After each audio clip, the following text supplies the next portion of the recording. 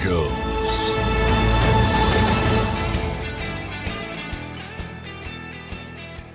Good morning, everybody, and welcome into a Thursday edition of Birds 365 here on JAKIB Sports. Some news coming on in Eagle World. We'll get into that today. We have a great 2-hour show planned for everybody as we prep for week number 12 in the NFL. Johnny Mac, can you believe it, man?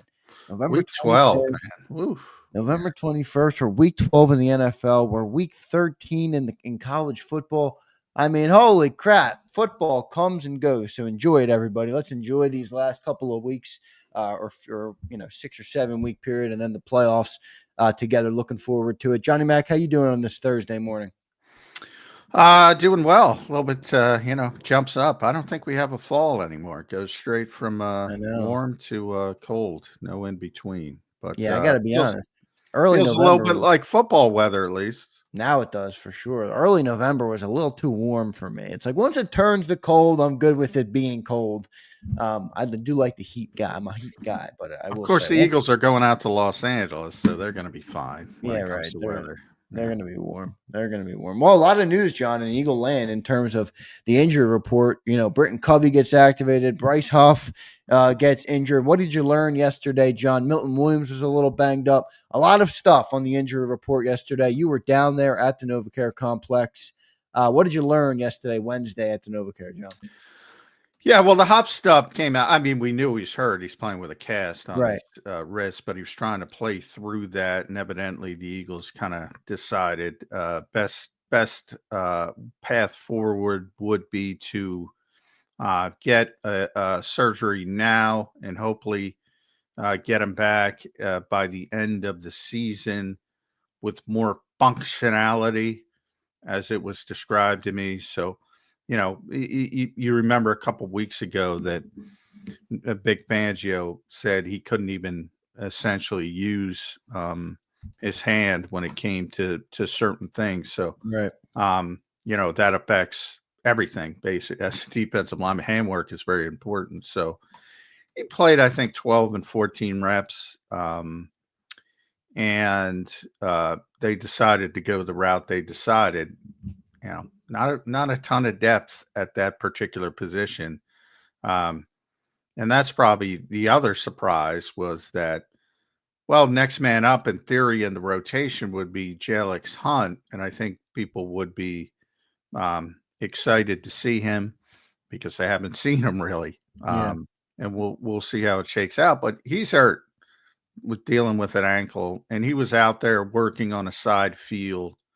But that's a concern because now all of a sudden, you have Josh Sweat, you have Brandon Graham, you have Nolan Smith, and that fourth, if JAKIB Hunt can't go, all of a sudden becomes, well, you got to either elevate Teron Jackson from the practice squad who's back, and he's played a little bit over the years.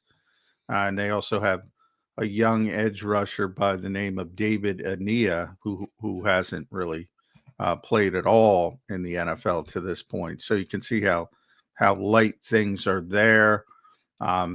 Milton, you mentioned, I saw him at the end of locker room yesterday. Just told me, see you Sunday, which I will not see him, but you get his point from the standpoint of his foot injury. It clearly was limping, left the Commanders game. But I saw him after the Commanders game. I mean, look, I wouldn't say see you Sunday is a guarantee he's going to play. I know a lot of people say that, but players tend to be that way, and they want to fight through things. So something to keep an eye on. And the same thing with Devontae Smith. This has been going on for 3 weeks. Evidently, people didn't realize that. He's been on the injury report. He's missed practice Wednesday. They tend to manage him through the week to get him to game day. So today's going to be very important. The only reason I put an asterisk there is he was limping pretty good coming off the field against Washington. Right. And he was nowhere to be seen yesterday, or was he on a side field? No, he was nowhere to be seen. And that's another thing. Typically, in previous Wednesdays, he was on the field, just not practicing. He wasn't on the field. So that one's a little bit more of a concern just because how he came out of the Washington game. And then Jalen Hurts later was limited with his ankle injury. And that's more of a management type situation during the week. Same thing with N'Kobe Dean and his groin. And you mentioned Britton Covey. He's not active. They started his practice window. So they have 21 days to make a decision on Britton from yesterday. And I do think eventually, when they deem he's ready, just because of Cooper's value to the defense, I think they'd rather take that punt return role off his plate. Yeah, you don't want just him let him getting hurt focus on doing that. defense. Yeah, you don't want him going. You don't want him getting hurt doing that. A couple comments on each of those before I do that. I want to welcome everybody in today. Devin Daz, Twiz, Brian Fleming, Chan's in here. Mike Fittery's in here. Eduardo Reza, good to see you, my brother. Kenny P, I'm helping. Good to see everybody in the chat this morning. Don't forget to hit that like button. Dank Bird Gang, good to see you, brother. Hit that like button, everybody, for us. Let's set a record. The first 10 minutes are the most important, so smash that like button here early in the show and help us reach more Eagle fans. John, it sounds like, with the Milton stuff, yeah, you're getting to the point of the year, right, where a lot of people are going to be limping around. But the Devontae stuff, I wonder, should they have handled this a little differently? I mean, now you have him limping for 3 straight weeks. He's kind of nursing this injury. Hasn't quite been as productive in the last 3 weeks as some of his better weeks of the year. Should they have maybe sidelined him and let him get this thing back to 100 before you get into now you're in the stretch run, though. So they're probably not going to do that now. But do you think that was a mismanagement with Devontae Smith? Yeah, hamstrings, I don't have that information. Hamstring strains are not the same. So I know a lot of people say, AJ missed 3 games with a hamstring and Dallas missed 3 games. Why are they playing Devontae? Well, they're not all the same. There's different grades, and there's obviously those were more serious. So, that Jordan Mailata is being the most serious, where he described it as like being shot. Yeah, he probably did. He tear his or no, but just a strain. Yeah. So, part of that is a little bit, but not at full what people would describe as hamstring tears. So, I mean, in theory, it's a slight tear, any hamstring. So, depends on your definition, but yeah, there's different grades, and obviously his wasn't as serious, and he is a tough guy, and he tried to fight through it, and maybe he's back out there today. Maybe he just didn't, feel like being out. Maybe he left after we left. We're only out I'm just wondering. It was a Thursday night game. Here we are a week later, 6 days later on a Wednesday practice, and he wasn't even showing his face. So, and he was limping hard. And again, one of those things you can tweak and just keep tweaking it. I had one. I used to deal with it in hockey when I was a goalie. I mean, you always had to stretch out your legs for groin and hamstrings. Yeah, and he was certainly doing that, managing himself during the week. And I wouldn't be, if he's not out there today, I'd be very concerned. And I would say it's probably going to be, he's the type of player where they will show deference to it. If he shows up on Friday, he'll still play, but it becomes more of a concern if he's not out there today. If he's out there today, it's no concern whatsoever, to be honest. That means he's getting through it. And again, because he was limping after the game in Washington, just because there's video, Tim got video of him. Tim McManus got video of him getting off the field, and he was, limping pretty significantly. But, he wasn't limping yesterday. I didn't see him. So, I can't tell you where he is. Right. But the correlation between AJ missing 3 games, Dallas, all hamstrings are not the same. And if he had that type of hamstring injury, they would not have played him. So, but obviously there's going to be hindsight. If he does, if he's out there playing, then hurts it worse. Yeah, they're going to get questions over the handling of that. No doubt kind of definitely a tough scenario there. I know you don't know this, and you'll learn more today and tomorrow with the practice report and the injury report, but any gut feeling on whether Devontae Smith will play this weekend? You think that's up in the air as a question, or do you think he'll play most likely? No, I think it's a question. Now, again, the 2 weeks prior, I didn't have any question when he was out there on Wednesday in either not practicing or being limited. It was clear they were trying to manage him. It's a little bit different because he wasn't in practice yesterday. So it's a little bit different, a little bit more concerning, as I said. So knowing Devontae, like I said, if he's able to do something by Friday, he'll try to play. But now, whereas the prior 2 weeks was 95% certain he was going to play. This week, yeah, I'm much more uncertain going into today, Thursday. This day will tell a lot, whether it's just management or he's dealing with something more serious. But like Milton, as I said, I'll see you Sunday. Jalix too. We have to see where he is today. That could be a management situation. Nick talked about this yesterday because we're asking him. I asked him actually about the added reps that the Bryce Huff injury is going to cause to Josh Sweat and Brandon Graham, because Josh was playing great last year, playing too many reps and faltered down the stretch. Brandon's 36 years old. And he said, that stuff's for the week. You manage people during the week, Wednesday, Thursday, Friday. So it's very well they're managing Jalix Hunt, Devontae Smith, Milton Williams. Right. But, got to wait and see. Nakobe Dean, Jalen Hurts, they're going to play. That's an obvious management situation. Right. Not as obvious with the other guys. What's going on, John, with the Bryce Huff stuff? Because, just thinking about it in my head, and I might be way off base, and that's fine. You can tell me if I am. But I look at this, and I'm like, what's up with the timeline of this? I get it. He was nursing the hand or the wrist, whatever it is, that he's having a hard time. He's playing with the cast, obviously. It's been well noted, especially on this show, of what he's been going through. Now we're a week. Everybody put out the report yesterday. He's getting surgery today, I believe, right? This Thursday. Yeah, today. And the game was a week ago.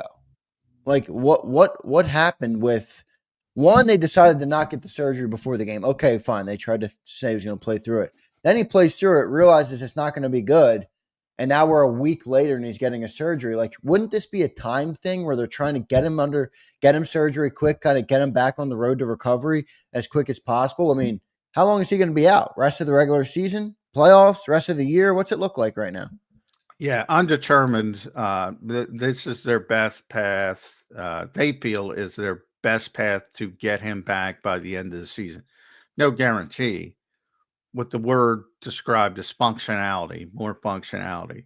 So as far as, if they would have made the decision after the Jacksonville game, there'd probably be a better chance to get back. But again, as you play the Commanders game, like, it's been a week, But again, as you play these games and then you come back, remember it's a mini bye, so the players aren't in there.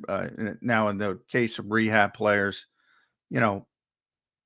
there's no defined timeline to these things. I think people believe that so many players play injured, and you think, all right, originally, obviously the thinking was he'll fight through it, build it up, get better and better, get used to playing with the cast. Maybe he can still be a part of the rotation. So clearly that by playing him, that was the hope. And then whatever they saw, maybe he got hurt a little bit more. Maybe he came in Wednesday or Tuesday, Monday more likely, and decided, all right, this is not going the way it should be going. And then you make the decision. Then you have to have the discussion. All right, do we shut him down? Do we try to get him back? Can we get him back? All that kind of stuff factors into it. So again, with the hamstring, there's different levels of hamstring. There's different levels of even pain tolerance with players. There's different level of players' ability to play with cast versus not play with cast. Some guys do, some guys don't. Some guys can figure it out. Some guys can't. And then you make a decision. and their decision came as, all right, if we're going to do it, we got to do it now. This happened years ago with Jason Kelsey in training camp. They said, all right, this is the day. If we're going to get this done, we got to do it to get them ready for the regular season. And this evidently was the day where they said, all right, if we're hoping to get him back at all, we got to do it now. And there's no guarantee he's going to be back. But obviously this team feels they're going to be a playoff run and all that kind of stuff. But as far as, yeah, I mean, if they knew it was going to go in this direction, they would have done it after when he got hurt in pregame of the Jacksonville game. But they were trying to let him fight through it. And, you know, they went as far as they could. And now it's, if they are going to get him back, they decided we got to do it now or he's not going to be able to come back. Good stuff there. We'll see how it all shakes out. John, if Jalix Hunt can't go, what's that rotation going to look like? Heavy Nolan Smith? Is it going to be all on Brandon Graham? Sweat, obviously, are the two main guys. But to me, it looks like Nolan Smith is going to have to step up. Well, yeah, I mean, in theory, you know, he hasn't been playing a lot, as I mentioned, 12, 14 reps. So Yeah, that's spread out over the top three if you don't have Jalix Hunt. But really, they've been playing too many snaps to begin with because Bryce had been playing more. So I think people forget that. Like, they were playing too much with Bryce. Right. Specifically Josh and Brandon. Well, because Bryce's workload just came so far down. Maybe that was because of the cast. Maybe it's because Vic Fangio just doesn't like the guy. I don't know, but it did come down a lot. Well, yeah, it definitely, over the past 3 games, it was due to the injury. We all questioned it. I questioned it, but it was definitely due to the injury, the past 3 games. And you know, that kicked up the workload for Josh and Brandon. Not really as big a concern with Nolan Smith because he had not been playing a lot, and you know the goal is to ramp him up anyway. So from that standpoint, you should be fine short term, as they have been fine short term with Bryce playing limited snaps. But longer term, again, is Josh Sweat going to wear it down? Well, history says he is. Brandon plays at a high level, but he is 36. I mean, I'm the one who said back in the, I think he's going to play more than people realize. Because this is it. Much, yeah. But even it's getting to the point where I'm like, well, I didn't think it was going to be this much. Yeah. And you know, then as you get into these key games, and remember, you can say this isn't key game, it's too early, blah blah blah. If you want to get the number 1 seed, these are all key games. Yeah, especially these NFC games. This is a key game for sure. So yeah, it's a problem. It's a problem. And if Jalix Hunt is not available, it's even a bigger problem. So again, the big day for Jalix Hunt. Hopefully they're just managing him through the week. And then the depth in general. You know, they're a sprained ankle away from being in disaster level on the edge. Yes, they are. And by the way, they're relying on a 36-year-old guy to hold a lot of that down. I mean, they're playing with fire a little bit on the edge. We'll see what they end up doing. I don't know if there's anybody out there to sign or anybody, but we will see. Not really, right? I mean, we're late November now, everybody. There's not many people left on the outside. You can get a little better probably on the practice squad, and I'm sure they'll bring somebody in at some point. But, yeah. I mean, they're probably culling over opposing teams' practice squads, trying to find somebody. Yeah. But as far as meaningful help, yeah, it's tough to do this time of year. Yeah, Bobby Murphy checks in. Bobby, appreciate it, brother. He says, Graham's played more than I thought we would, but he's played well. No doubt he's played well. But, Bobby, the question would be, can he keep it up at 36? I think he can keep up the play, but can the body keep up? That's the question there. Obviously, he's been through a lot. Long career for Brandon Graham. I love him, though, man. One of the best Eagles of all time. Yeah, by the way, Earl Thomas, speaking of Brandon, makes in his first year of eligibility, Hall of Fame cut it down to 25 semifinals. Yep. Earl Thomas makes it, should make it, should be a first ballot Hall of Famer. Yep. Brandon's still playing, man. I know.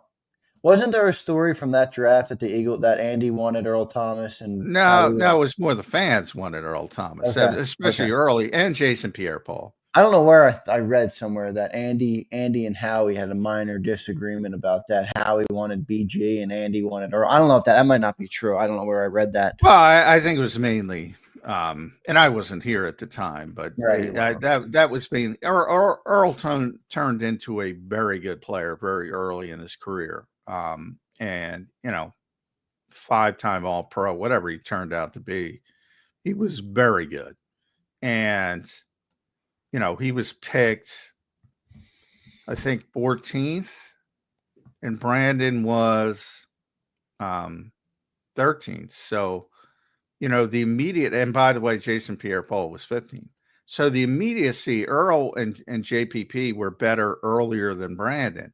So fans were losing their minds that the Eagles stuck. And remember, Chip Kelly was going to cut Brandon Graham for Travis Long. So the fan base was losing their mind seeing Earl Thomas turn into the best safety in football. And Jason Pierre-Paul's a monster before the fireworks accident, dominating on that defensive front when the Giants could actually play football. They were losing their minds. And it's just, I chuckled when I saw Earl, and not about Earl being Earl belongs in the Hall of Fame. He's already going in, and Brandon's still playing. Yeah, pretty incredible. You know who else was going to be a first ballot Hall of Famer this year? I hope not Eli Manning, but it's going to be Eli Manning. He's the only quarterback left on the cut to 25. Yeah, I know. He is not a Hall of Fame quarterback. I can do a 7-hour show. He is not a Hall of Fame quarterback. Yeah, we had Sal Palantonio on last night, and Pat Callahan, who hosts it's now Wednesday nights, by the way, for those who like that show. Pat requested to move that to Wednesday. So that'll be Wednesday night every night at 6 p.m. But, he was in your camp, and he's debating Sal Powell on it. Sal Powell is one of the esteemed voters for the Hall of Fame, over 46 or 45 of them, however many there are. Did Sal say he's voting for it? Because I'm going to yell at Sal. Well, no, he didn't say he's voting for him. The debate for Sal was he's undeniably a Hall of Famer. It was more of the question for him would be, is he a first ballot Hall of Famer? Because that's kind of now here's how I'll say. But Sal did say, no question, is he a Hall of Famer? Well, here's what I'll say. I agree with Sal. There is absolutely no question he's going to be a Hall of Famer. Yes, I agree. I agree with that statement. He is not a Hall of Fame player. That is, the name, the surname, the reputation, all the other bullshit. Only quarterback, blah blah blah. Quarterback's got to go. Yeah, he's not a Hall of Fame. He's got not that wins and losses are the be all end all, but since people think Super Bowl wins are the be all end all, and I say, he had 2 Hall of Fame worthy runs. Does that mean Nick Foles is 1 run away from being a? Sal Palantonio answered that exact question and said, yes, if you get 2 Super Bowl wins, that to me, I love Sal, so I don't want to, but Sal shouldn't have a vote if that's, that's. Well, here's what I'll say about Eli, because, and I understand both sides of the aisle here, but John, you can't, as the NFL, right? You can't tell the story of Tom Brady, the greatest of all time, the 7 Super Bowl rings, the history, everything that goes there. You can't tell that story without telling the story of Eli Manning, who slayed that dragon twice. It's like a David and Goliath. He didn't slay the fucking dragon twice. Jason Pierre-Paul and Justin Tuck and Michael Strahan. Oh yeah, it's a team game, obviously. But that's why they won both of those Super Bowls. Look, and here's the difference. I thought you were going, Tom. First of all, 7 is a hell of a lot different than 2. But this guy never won a playoff game outside of the 2 runs. Played, I don't know. Holy how many crap, years. Is that right? No playoff wins outside of his 2 Super Bowl runs? No, he's 8-0 during his runs, phenomenal. 0-4 every other year. And he only made the playoffs 6 years.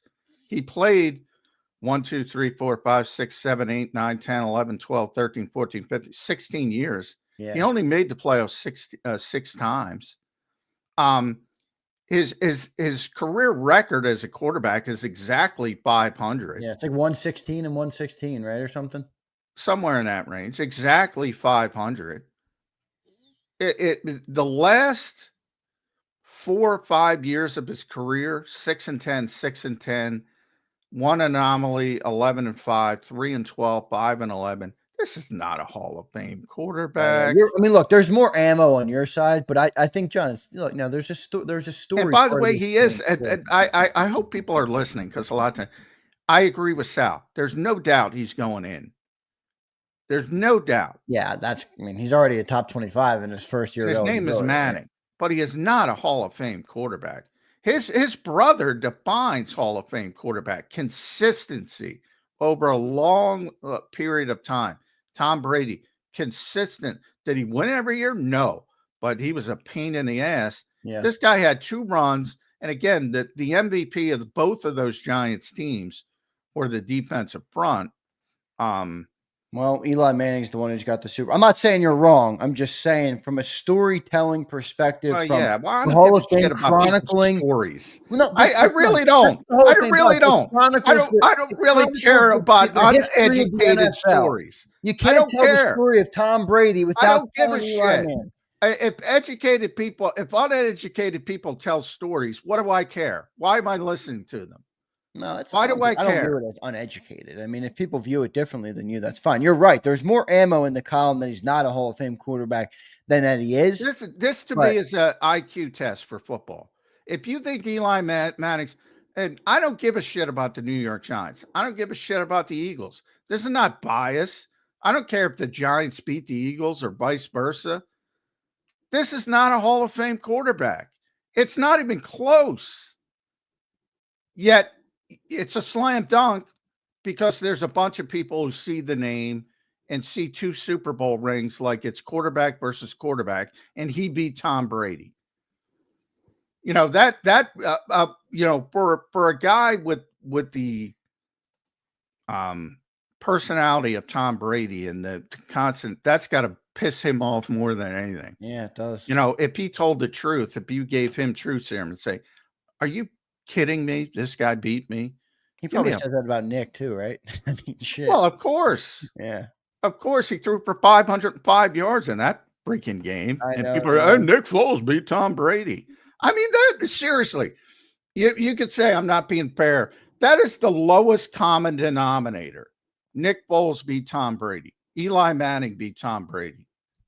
That is the lowest common denominator of fan, especially if you watch the actual games and you look at the domination of Justin Tuck and the one who should have been the MVP.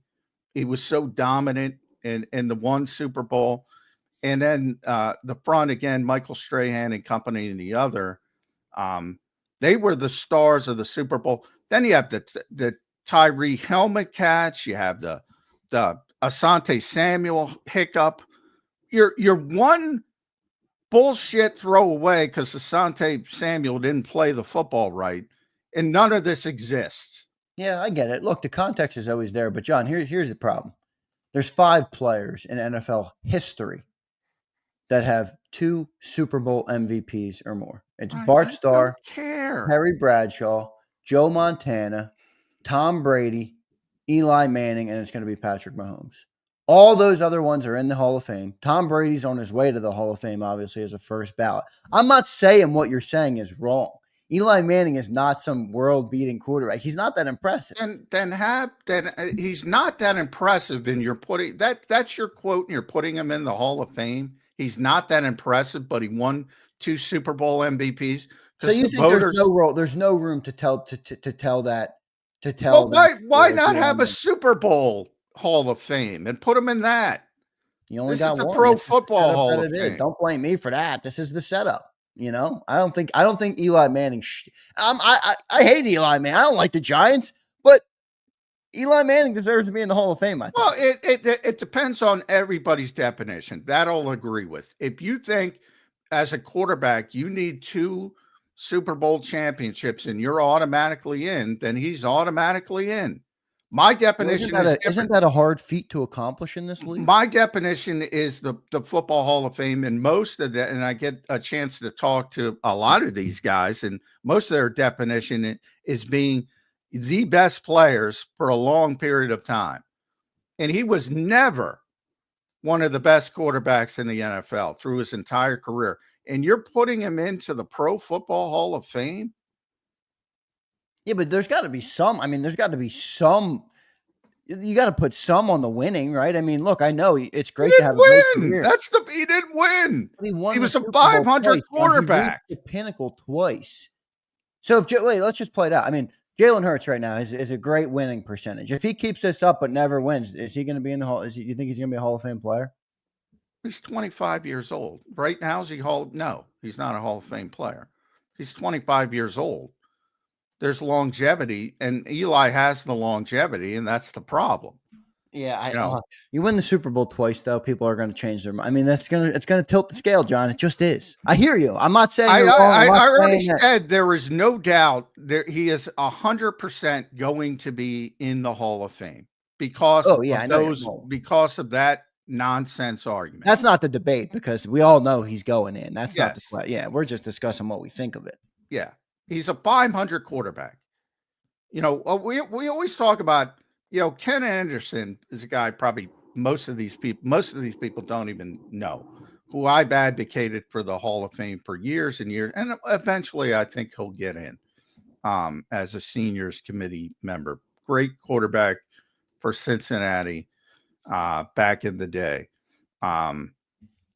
Great quarterback, miles ahead of Eli Manning as a quarterback. He got to a Super Bowl, didn't win it. Very good game. If he won it, he's probably already in. There's so much deference to winning Super Bowls, too much, to the point where, I used to cover Minnesota. I say it all the time. They went to the Super Bowl 4 times, whatever it was in the 70s, 60s, 70s, and they lost all 4 of them. And for years, they had so many Hall of Fame players on those teams, but they had to wait on lengthy periods of time. Paul Krause, one of my favorite stories, still the interception leader today. Still 81 interceptions this fucking guy had. 81.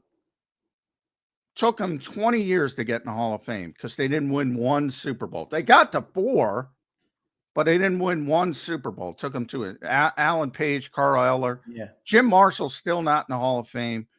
France Harkington got in a little bit earlier because he's a quarterback. Bud Grant, the coach, it took him a long period of time, way too long. Everything in this industry is so hyper-focused on winning the Super Bowl. Well, I agree with both sides of it, but John, it's so hard to win it. We talk about it all the time, how hard it is to win a Super Bowl. So a guy that does it twice, there's got to be some deference paid to that, and I think that's what's happening here. Obviously, the Manning name helps him, but his stats don't say he's a Hall of Famer. 2 Super Bowl MVPs with the Manning name. He's going in. I mean, well, I already said he's going in. I said it multiple times. He played 16 freaking years and won a playoff game at 2 of them. The old adage, as you talk to guys like Damo, is that, it's not the Hall of Very Good. There's supposed to be this tremendous standard. It's certainly not the Hall of Hall of Fame for mediocrity. 117 and 117, whatever he is. The definition. You talk about uplifting players, uplifting teams. Great quarterbacks do that. We talk about it all the time. The consistency of his brother is the standard. I always call Peyton the greatest regular season quarterback of all time because you would go into a season knowing that you were going to win 10 games. And then it became, well, is a good season going to be 13?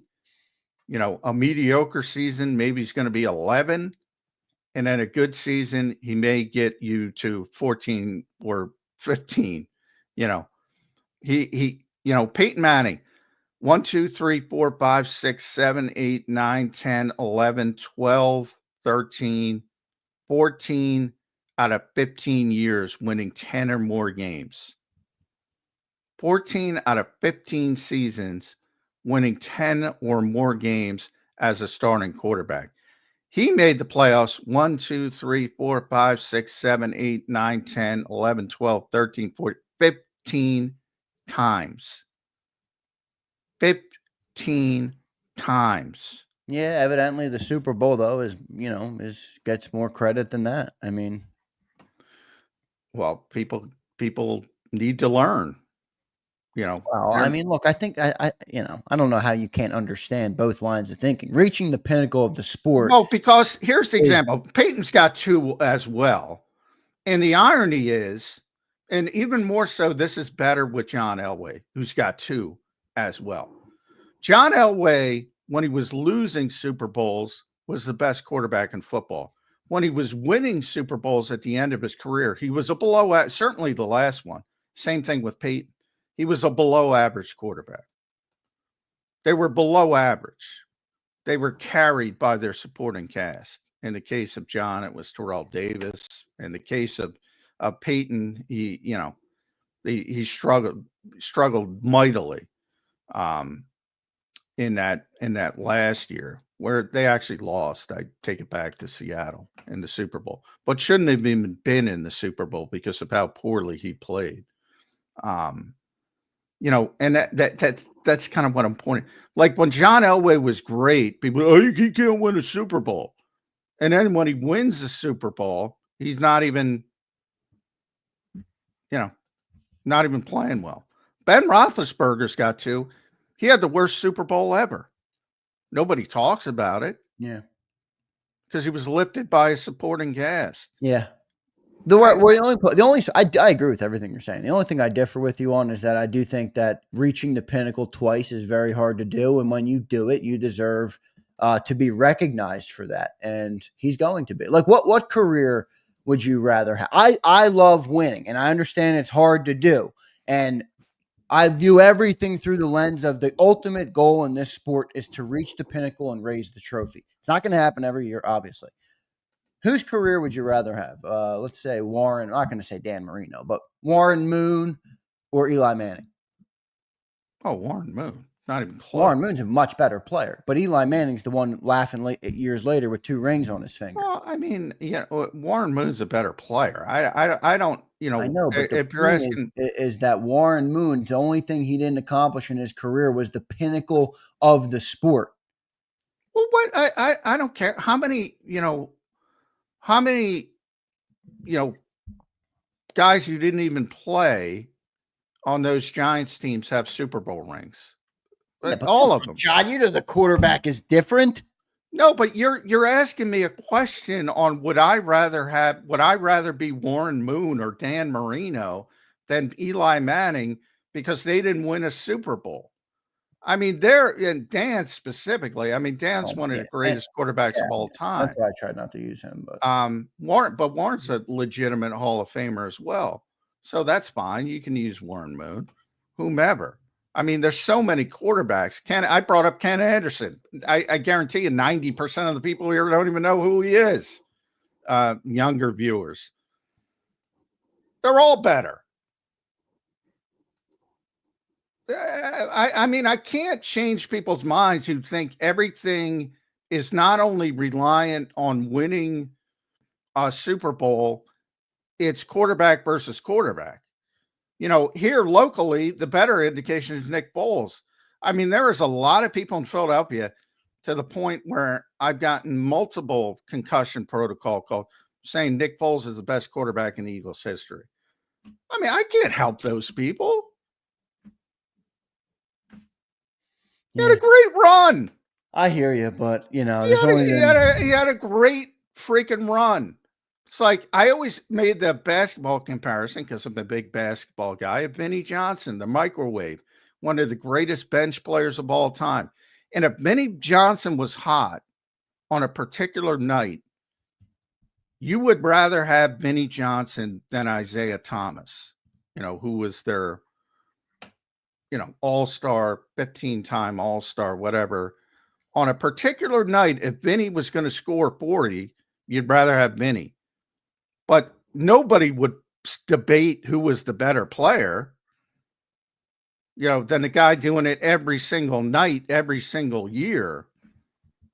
But, people get bogged down by championships, and especially football with quarterbacks. Jim Plunkett, poor Jim freaking Plunkett, he's got 2. He's not in. Yeah. Well, does he have 2 Hall of Fame or MVPs? Super Bowl No, MVPs? probably not. But again, what is 2 Hall of Fame MVPs because somebody in the press box isn't watching the damn game and not giving it to Justin Tuck? What does that mean? Because they don't want to give it. I mean, we can sit here and call out the flaws in the process all day. I mean, like you said, we'll be here for 7 hours doing that. But I'm saying, what does it mean? Justin Tuck was should have been the MVP. Everybody knows it.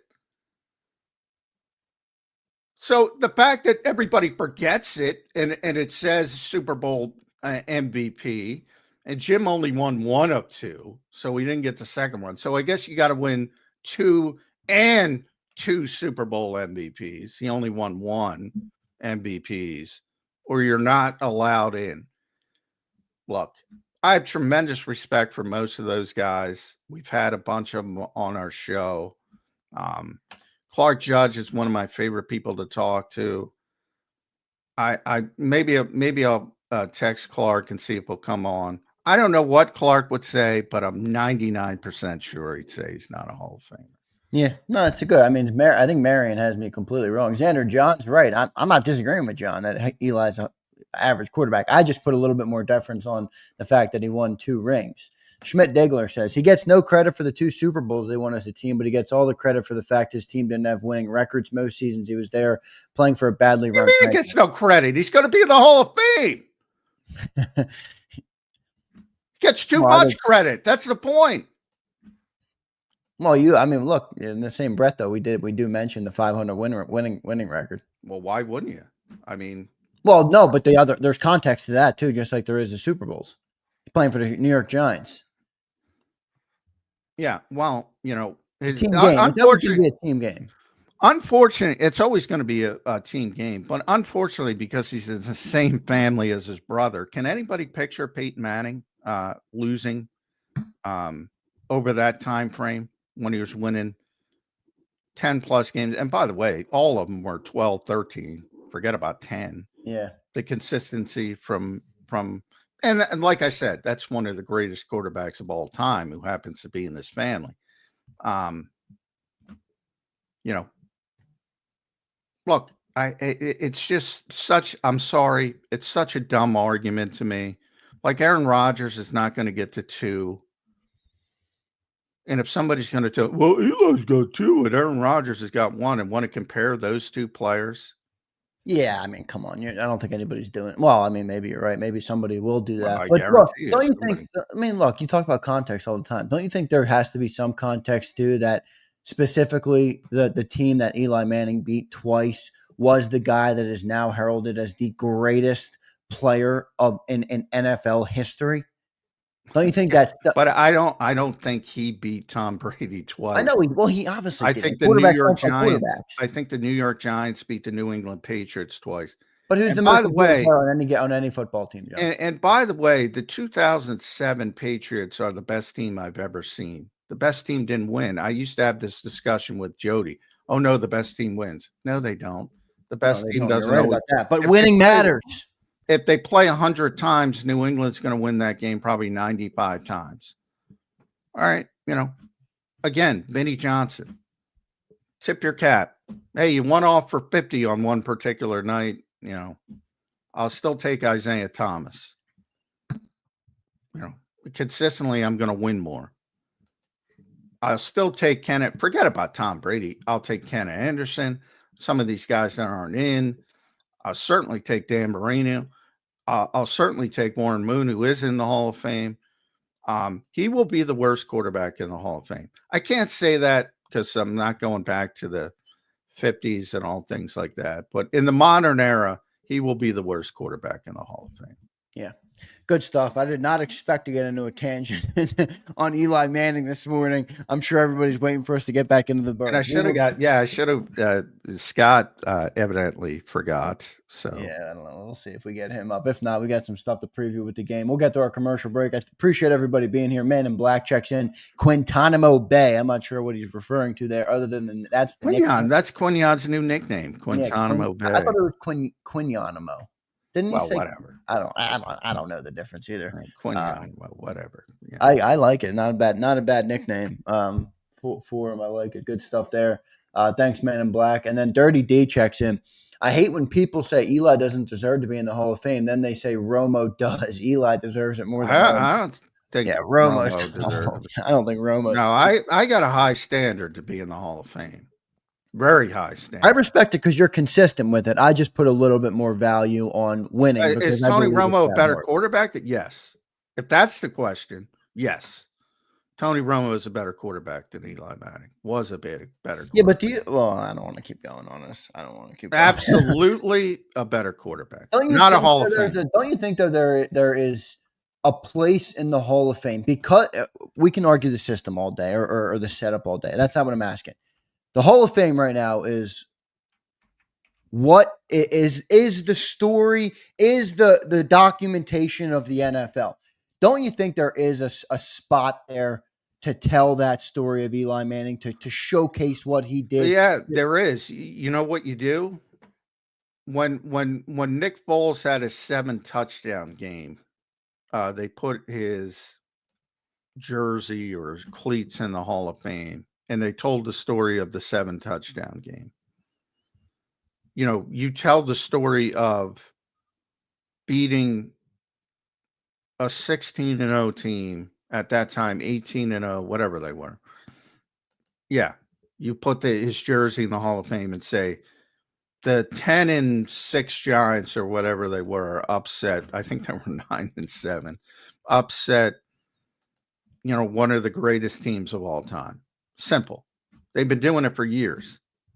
They'll when something historic happens, like Jefferson just passed whomever to be the most passing yardage through the first 5 years of his career, blah, blah, blah. They'll put his cleats in the Hall of Fame. Now he's probably going to be a Hall of Fame player if he continues going on this trajectory, but you get my point.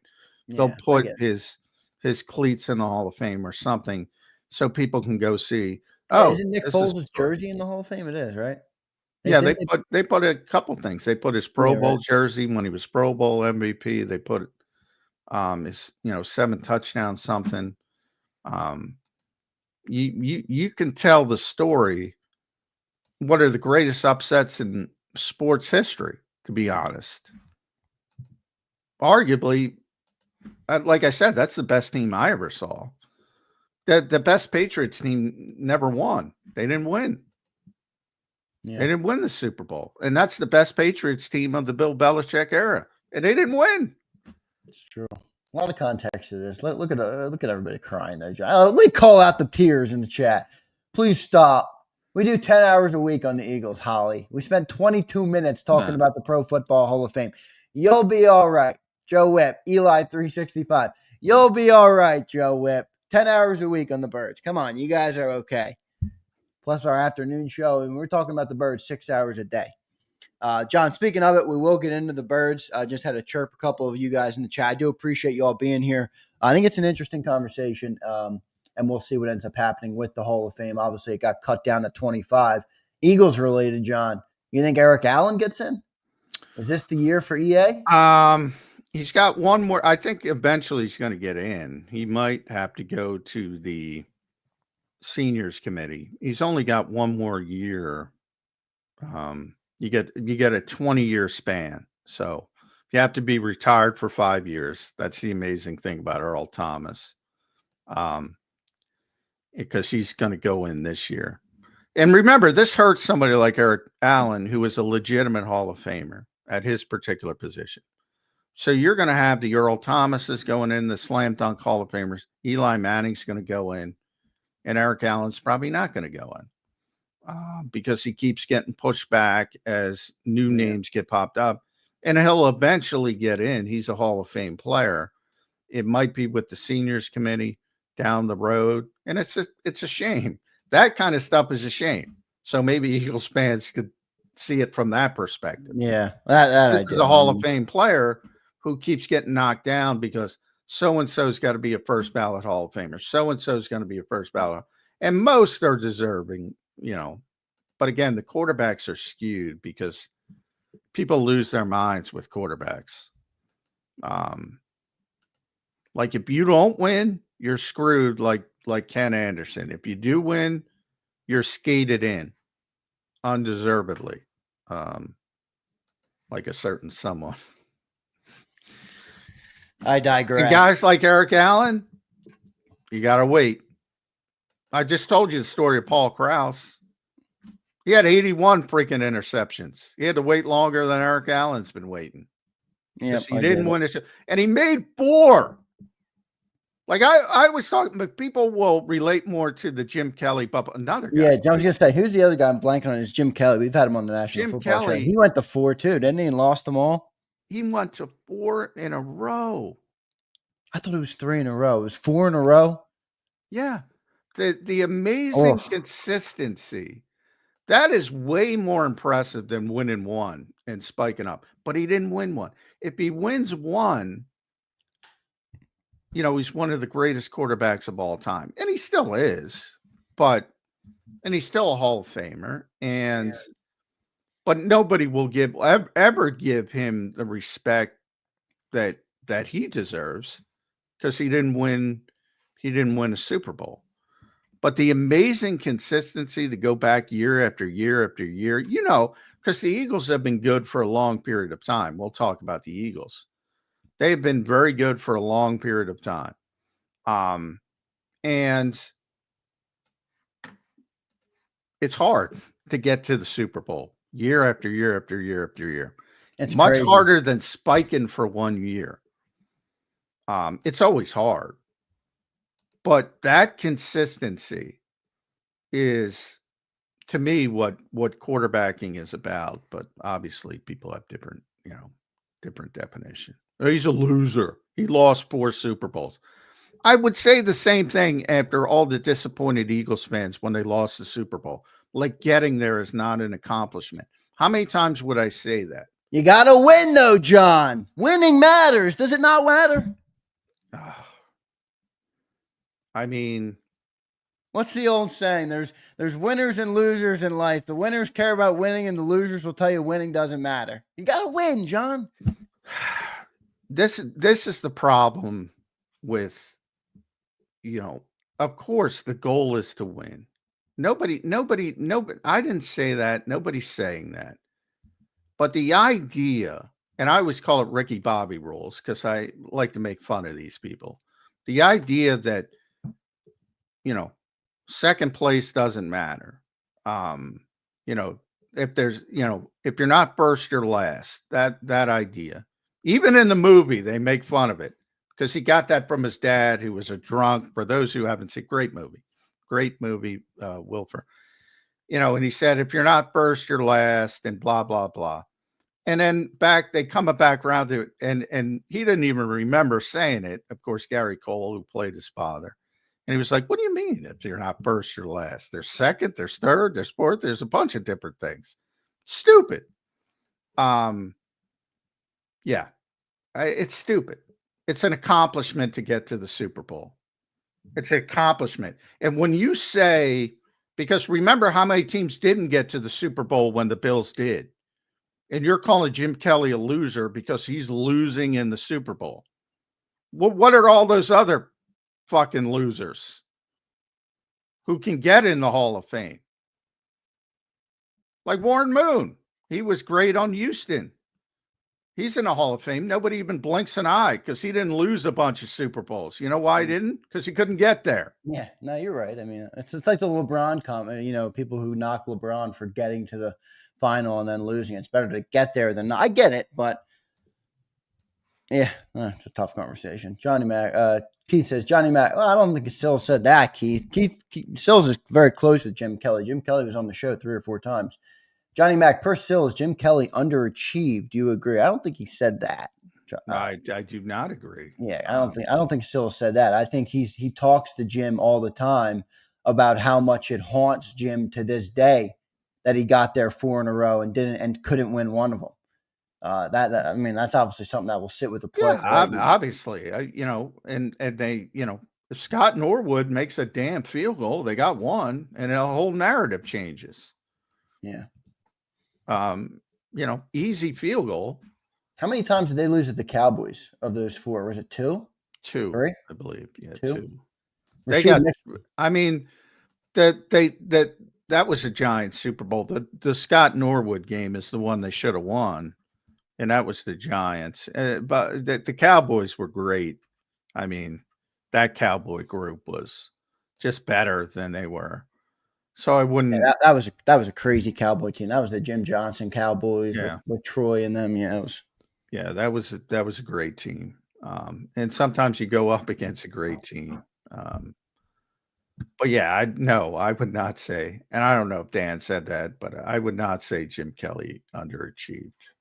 No, he didn't say he underachieved. He more meant that Jim to this day has not regrets, but it sits with you. He's old. Jim Kelly's an old man. Of course, you want to win. Yeah, you want to win. Rashid Mixon checks him. Appreciate all the super chats today. Keith says, check the tape. I will do it. I'll ask Sills straight up today on our show today, Keith. I'll do it when I'm on at 3:30. Rashid checks in. I see Quinyon getting the respect he deserves. He's second in odds to win Defensive Rookie of the Year behind Verse. Give him a couple ints along with consistent play and a win. Rashid, I think he'd be in the lead if he grabbed a couple of those interceptions. So do I. I think Jared Verse is playing good too. You can't take away from what Verse has done as a rookie. He's been really good this year. No, and I'm biased because I see Quinyon every game, every week, every play, and I've only seen a little bit of Verse, and he's having a very good year. But I would vote for Quinyon. Again, a little bit of bias there because I get to see him. But I also recognize what it is, and it's all these awards are stat based. So he's got to come up with a couple interceptions, and maybe he does it and shifts it back. But yeah, I think overall he's been the best rookie defensive player by a pretty significant margin. But you gotta get some stats because that's what people notice. Yeah, and it's easier for pass rushers to get sacks and things like that. But I don't care about awards. He's the best defensive rookie. What's helping him is the primetime games. I mean, stats will help the most, but even if he gets an interception this week against Burris, I know, but even locking down, a big thing on all the national shows, and I don't care what they say, but at the end of the day, sometimes that does dictate the narrative on awards like this. They all talked about Quinyon because Scary Terry had one catch. Yeah. And even that, then I'll counter that with, they played 90% zone. Those morons don't know what they're looking at. Well, you're right. People are always going to leave out context. I mean, you'll learn, you'll obviously know that. You explain it here all the time on Birds 365. But if he locks down Cooper Kupp or Puka Nacua this week, even without an interception, the talking points will continue. We will see how it plays out. Brandon Lewis says, it's the argument people use against LeBron. It's better to not get there than get there and lose. That's the dumbest argument. LeBron James is, because I got to cover LeBron in finals before I went back to football. And, he's unbelievable. I can't, that's one of the greatest athletes of all time. And I don't know. People are weird. I mean, I always described it as he's the most well-rounded basketball player of all time. Who's the GOAT, though? You got Mike or LeBron or someone else? I mean, again, it's all definition. But I would say it generally comes to, people who grew up with Jordan are going to say Jordan. People who grew up Sonny Hill will still tell you Wilt's the best player who ever lived. And people that grew up with LeBron, but he's in the conversation. There's so much hate for LeBron for some weird reason. To say the people that say he's not in the conversation with Jordan, yeah, that ain't true. No, I have no problem. Nobody should be. I like. I mean, I grew up in LeBron's era, obviously, but I think Jordan is the GOAT. I do not. I mean, LeBron is. Right. I have no problem with people saying, he's still how old is that freaking guy? I look up, he's still getting. It is unbelievable what LeBron is doing. I mean, he deserves some damn credit. I mean, I don't know. He's like 16 times. 39. He's about to turn 40 in a month. End of December, he turns 40. Yeah. So, the idea that, Jordan plays 17 years and won 6 titles. There's this, everybody loses their last game more than they win it. Everybody, with the exception of Bill Russell and Yogi Berra, I think. Yeah. And that was different era of sports when you only had a couple teams and you keep teams together for this. To do it in this era, the consistency, again, if you do it year after year after year, those are the greats. Those are the greats. And nobody should laugh at anybody who thinks LeBron James is the best player of all time. No, I think it's a toss-up depending on who you like. I mean, I think LeBron's the most talented player of all time. He's most well-rounded. Like he's a much better defender over in his prime. Yeah. I obviously can rebound. He's a horse. He's an absolute freak of nature is really what he is. Yeah. He could do more things. Now, Jordan was a way better closer, and that's what people like. The daggers, that's what they like. Then they should look at Steph Curry, by the way, who might be the greatest dagger thrower of all time in my estimation. Yeah, unbelievable. He'll be a Hall of Famer, obviously. All these guys. Some good conversation about the NBA there, too, with that Hall of Fame. Good stuff. John, let's get to our break. We'll dive into the Rams game here coming up. I'm not sure if we'll get Scott Grayson today. You might have forgot, might have missed. If not, we can move I just got it. He's so sorry. He didn't see your email with the link. He apologizes, but now he's got to drive his daughter to school. All right, let's see if we can push him tomorrow. If not, we'll get him up maybe after next week or something. No worries there. Let's get to our commercial break. I want to thank everybody for being here this morning. Got a good crowd, a lot of tangents this morning. We will dive back into this game because when I look at this Eagles-Rams game, John, and I'll get your take more of this after the break, I think it's an interesting matchup, especially from the Rams' perspective.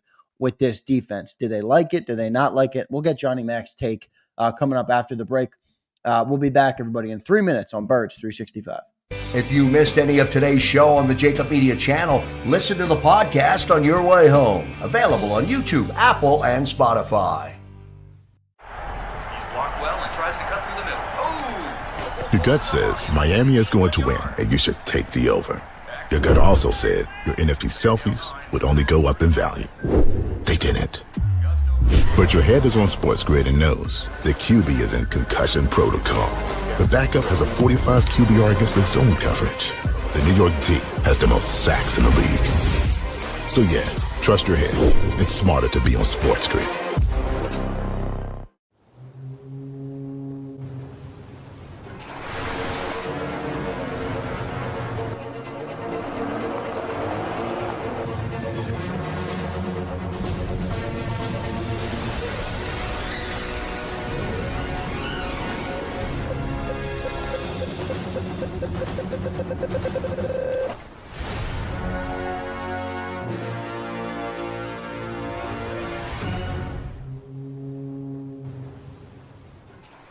Score and save in southeastern PA and Delaware with Colony Pools this football season, and let the experts close your pool with a custom Merlin safety cover in green for the birds. And if you join our Winter Watch team, we'll give you another 20% off, and Colony Pools will handle it all. Keep your tiles on your pool, not in your pool. Fly with Colony right now, Birds fans. Visit flywithcolony.com. Hi everybody, my name's Jason Lombardi. I'm an inspector at DryTech. At DryTech we offer 3 major services, the first one being basement waterproofing. The second service we offer is foundation and structural repairs. And then the third service that we offer is mold remediation. If you feel you are having a waterproofing issue, give DryTech a call or check us out online.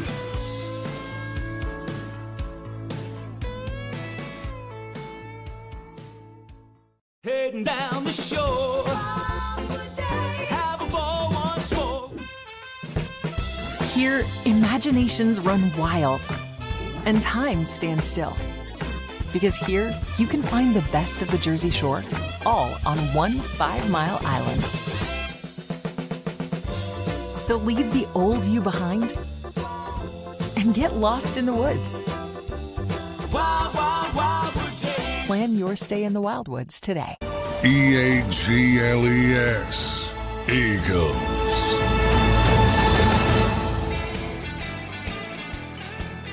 Welcome back in, everybody, to a Thursday edition of Birds 365 here on JAKIB Sports, preparing for Week 12 in the NFL, if you can believe that. Take it in, everybody. Enjoy it, because before we know it, this thing's going to be gone. We're well over halfway through this thing, and it's going very quick. At least it is for me, and I think it is for everybody in the chat. Let's get into this Eagles-Rams game, John. Man in Black put a super chat in.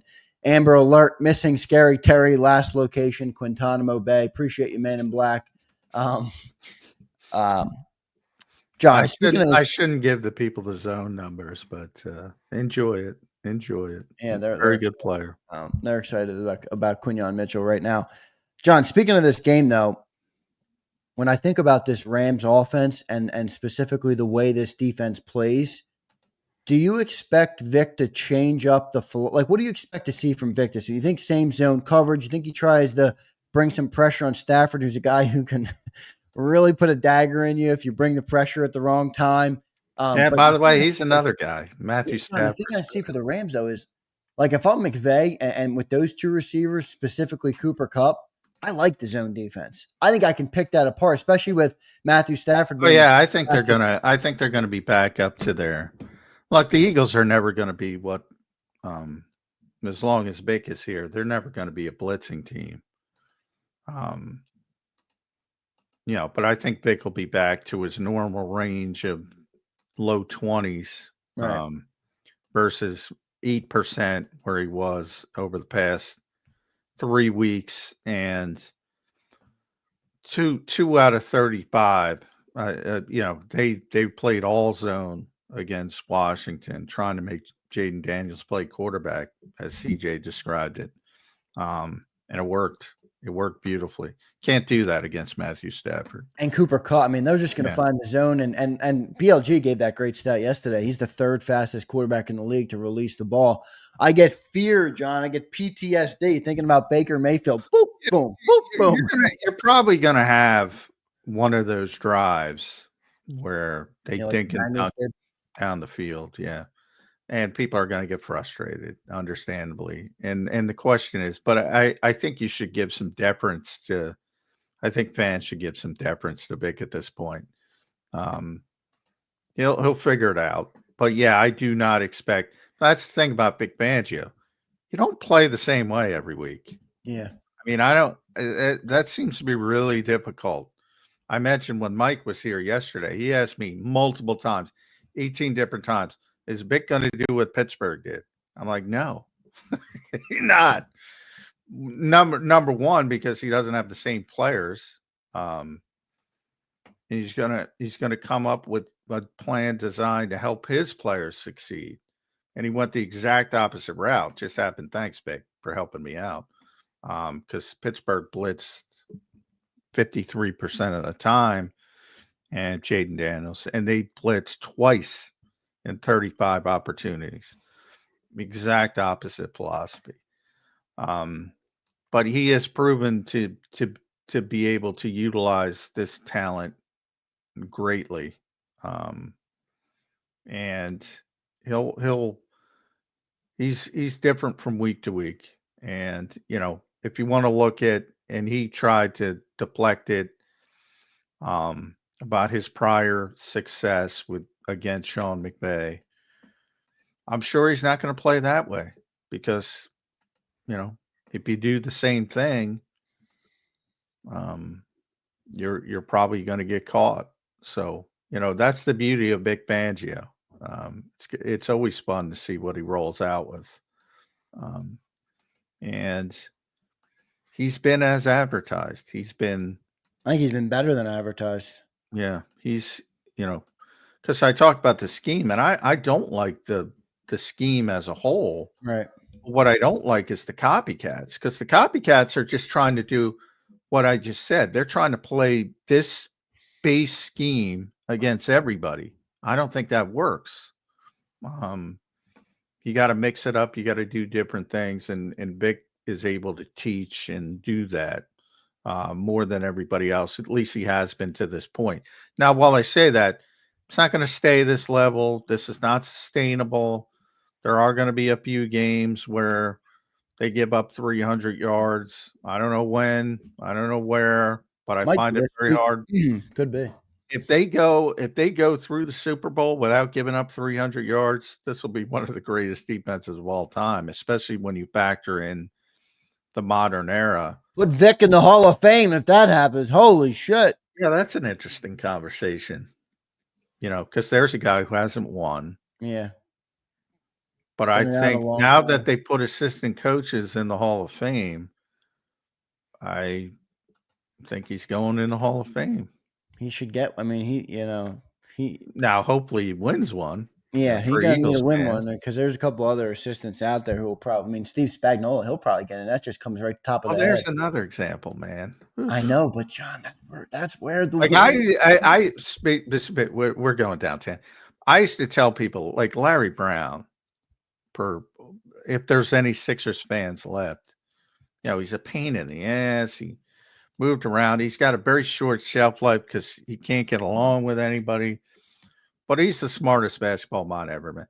And I used to say, like, just from a standpoint of understanding the game, all that kind of stuff, way better coach than Phil Jackson. People would lose their mind when I would say that. But amongst his peers, like, it's not even a conversation. Like, yeah, of course Larry's better. Of course. That same thing with Vic and Steve Spagnuolo. Of course. Right. Of course Vic's better. But Steve's got all the jewelry. And Steve, I'll give credit. Steve's been good the last couple of years. Yeah, that Chiefs team is all of a sudden they've become a defensive football team. But there ain't everybody ain't copying Steve Spagnuolo. No, you're right. But did you see that stat that came out? They lost last week, obviously, to the Bills, and they gave up, I think, 31 in the game. Yeah. That was the first time they gave up more than 28 points in a game since the Super Bowl versus the Eagles. that's well, and that's people take it the wrong way. I'm not saying he's not very good. No, I know what you're saying. Yeah. In the industry, amongst his peers, like Vic's the guy. Yeah, and he knows it. He'd say it. I bet. Vic's the guy, and he has been for years now. Sean McVay. I mean, we're playing Sean McVay. Sean McVay hired Brandon Staley to be his defensive coordinator to run Vic Fangio's scheme, basically because he didn't know what the fuck to do with it. Yeah. He said, this is the most difficult scheme to play against. It was the kryptonite. And that's why Sean went the way he did. That's why Nick went the way he did. When he brought in Jonathan Gannon, well, the Eagles get mad when I point out Jonathan was going to be here anyway, but Nick wanted to play that defensive scheme. Same reason. There's a bunch of them. Kevin O'Connell did it. Didn't work for Kevin O'Connell, and he had to shift. But for people that don't know, they had Ed Donatel, who was Vic's right-hand man for many years, and could not run the damn scheme. Green Bay did it. There's like all these offensive head coaches. Basically, Kyle Shanahan did it. Basically, all the McVay, Shanahan people all hired guys to run Vic's scheme. That doesn't tell you. Right. I see what you're saying. I mean, that shows you that how valuable it is across the league as a whole. John, looking at this Rams offense, you know what? One thing that Stafford sure does do, which might pose attest to the Eagles defense. He spreads that football around, man. Now, I know there's some context to this because of the games that Cooper Kupp and Nakua missed. I think each of them missed. Cooper missed, I think, 4 games, and Nakua missed 5 games. But they got 6 receivers and a tight end that are above 200. They have Cooper Kupp leads the pack with 488. Then they have 3 receivers in the 300-yard range.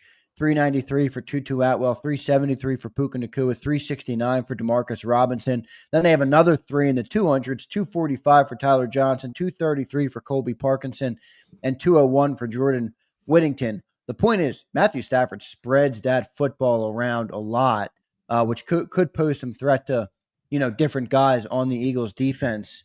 They're going to throw some different looks at this team, and I think the Rams are going to do the same. And Sean McVay is going to throw some different looks offensively at the defense. It's going to be a good chess match between these 2 coordinators or these 2 coaches this weekend. Yeah, well, definitely. I think Sean wants to prove that he can do something against a big defense. Number one, part of that now you're right. Matthew Stafford is that Matthew. You should hear Slay talk about Matthew Stafford. By the way, high praise, right? Tremendously high praise. Yeah.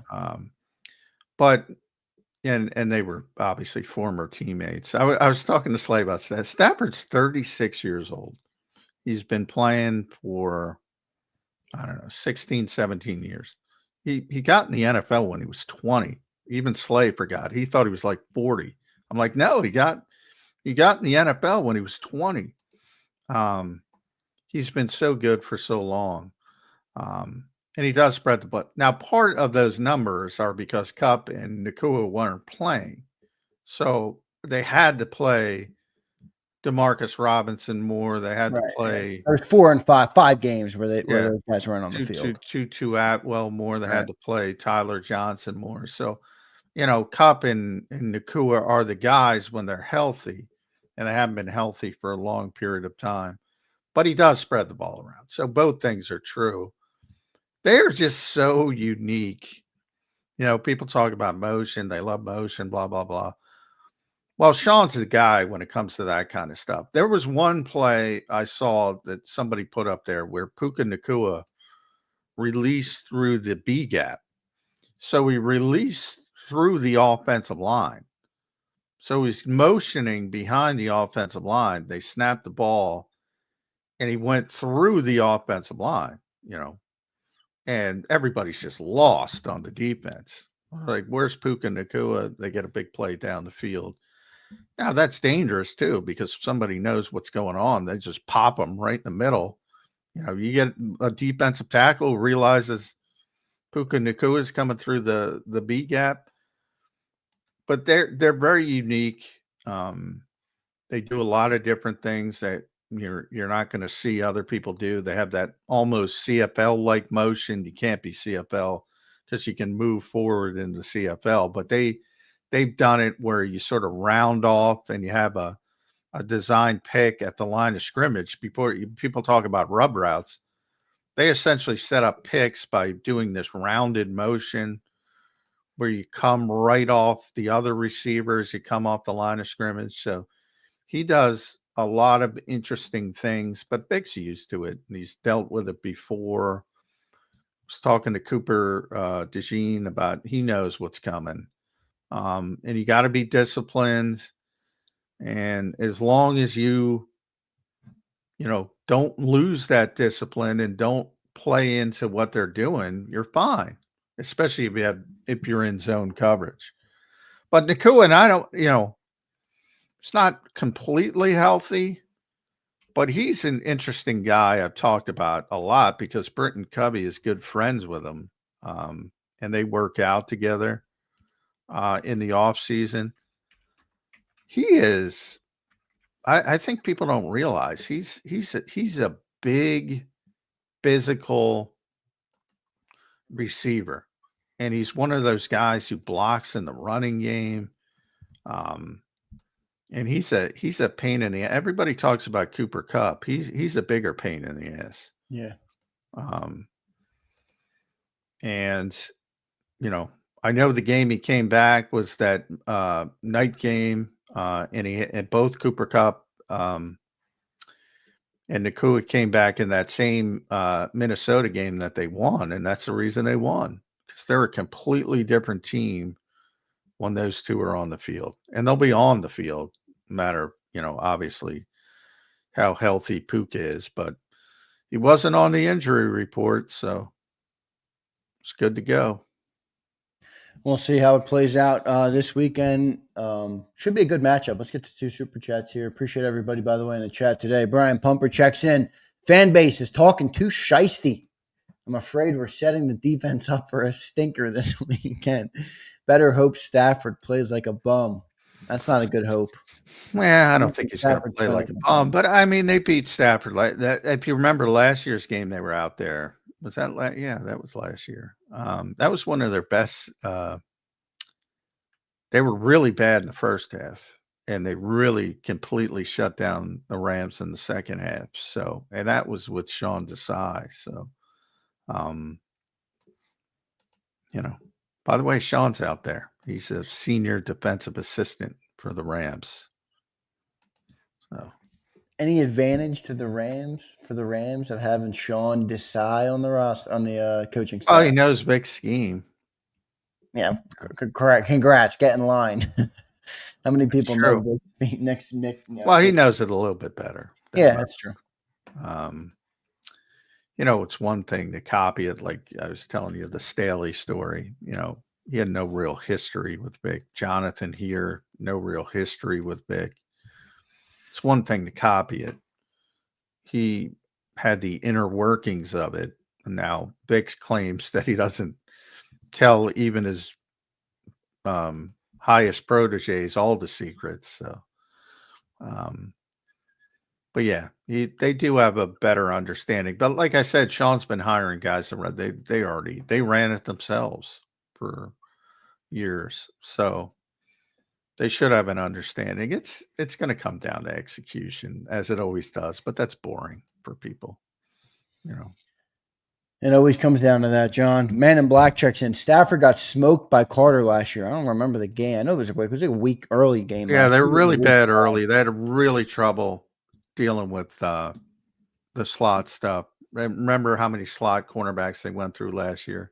Yeah, well, don't you think that's going to be a big key in this game? Because I don't think Vic's going to bring the blitz too much. He's probably going to want an extra defender in coverage. And then the way to get Stafford off the spot and not just have him throw 2-second balls all day, it's pressure up the middle, Yeah, well, you always want pressure with 4. The question is, can you generate it? And that the Eagles have been doing a good job. Now they're a little bit lighter with the Huff injury. We've talked about it. Is Jalen Hunt, how much is Milton Williams going to be able to give you? So they're banged up a little bit. You might see another, I'm not going to say 100%, but 95% snap game from Jalen Carter. And, the Rams were dealing with a bunch of injuries on their offensive line when they got up to a bunch of those guys are back now. But it's not a great offensive line. The Eagles should still have the advantage there. But, you don't play it on paper. Yeah, I mean, even with the advantage, too, my fear is that they're not going to have a chance because Stafford's going to get rid of that ball so dang quickly. But that's not necessarily a bad thing. I know people don't like it. As long as you tackle, as long as you rally up and tackle, right. You can argue, if where you're really going to get hurt by Stafford is the down the field stuff, because he's very accurate. And if he does have time to throw the football, he's going to hurt you. And if they come in spooked, and most teams do come in a little bit spooked on the Eagles' pass rush, believe it or not, because people think sacks are the pass rush. As you mentioned, with certain games, getting the football out quickly, that's the game plan. I think that's what the Eagles want. But again, they have to tackle well. And they've been a lot better at that recently. Yeah. The minute you give up that 5-yard underneath stuff and you miss the tackle, all of a sudden you're talking about first downs and extending drives and yada yada. Good stuff there. In light of our first hour of the show today, Dank Fanboy. Did you change your name, Dank? I thought it was Dank Bird Gang. Dank Fanboy. Is Stafford a Hall of Famer? I would say yes. What would you say? I think he's a hell of a lot closer than Eli Manning, but he's right now he's borderline.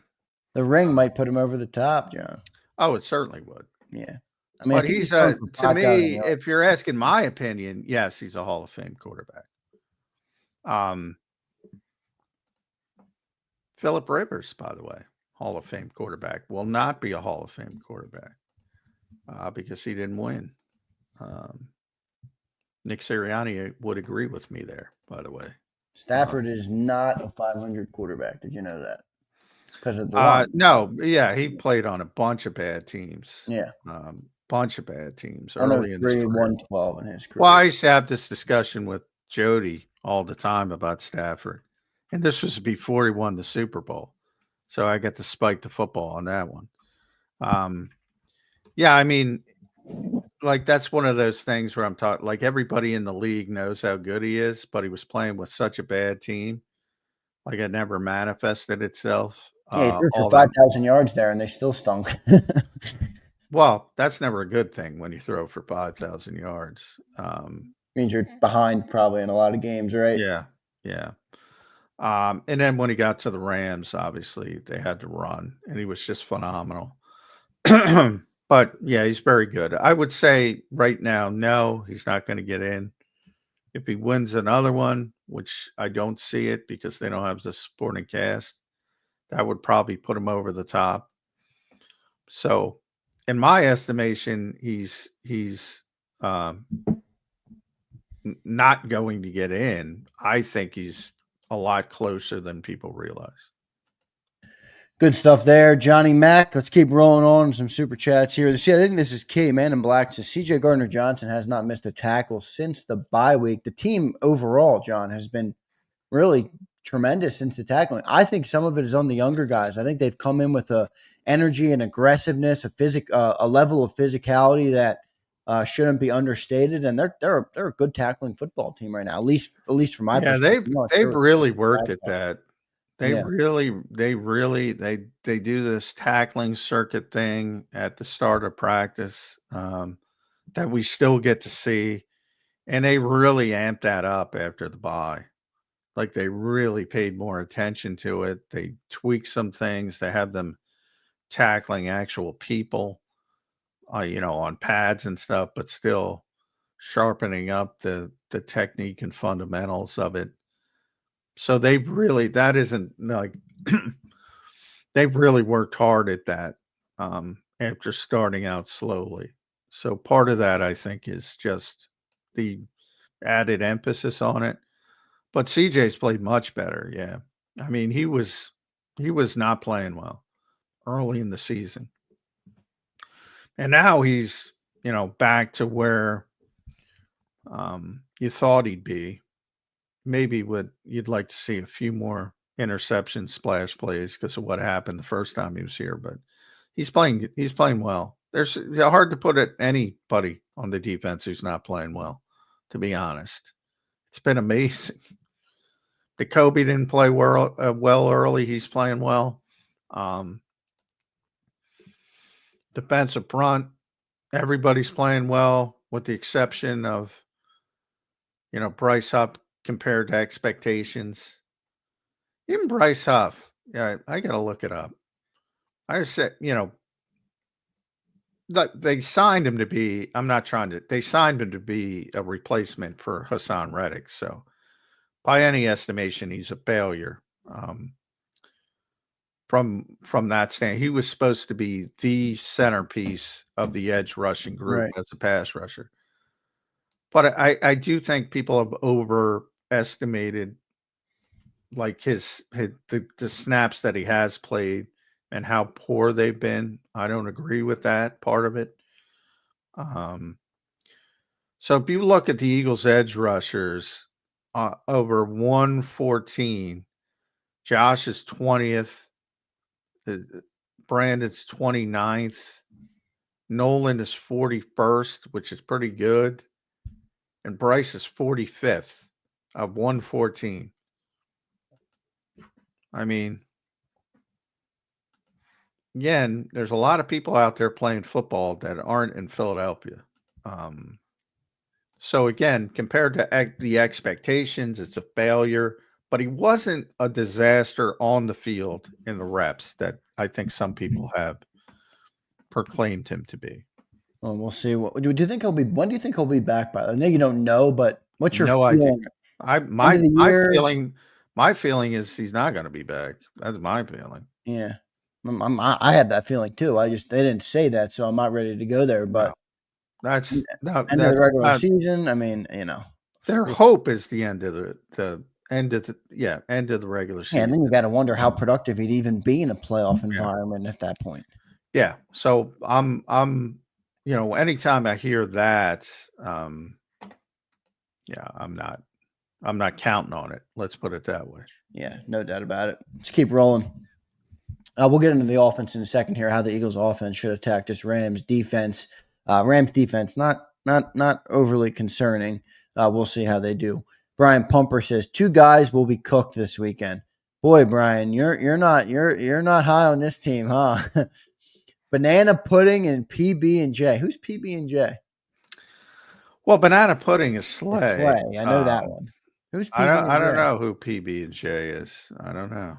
Brian, you got to tell me who PB&J is. Who the hell is PB&J? Y'all setting them up nicely for Matthew. This fan base keeps on giving. You're right, Brian. A lot of optimism in the Eagles fan base right now. Me included. It's amazing. How quickly it is bipolar, but all fan bases are. Yeah, I mean the team is bipolar. Don't blame us for that. CJ Gardner-Johnson, he said, is PB&J. Oh, okay. I guess CJ, GJ. All right, I like it. I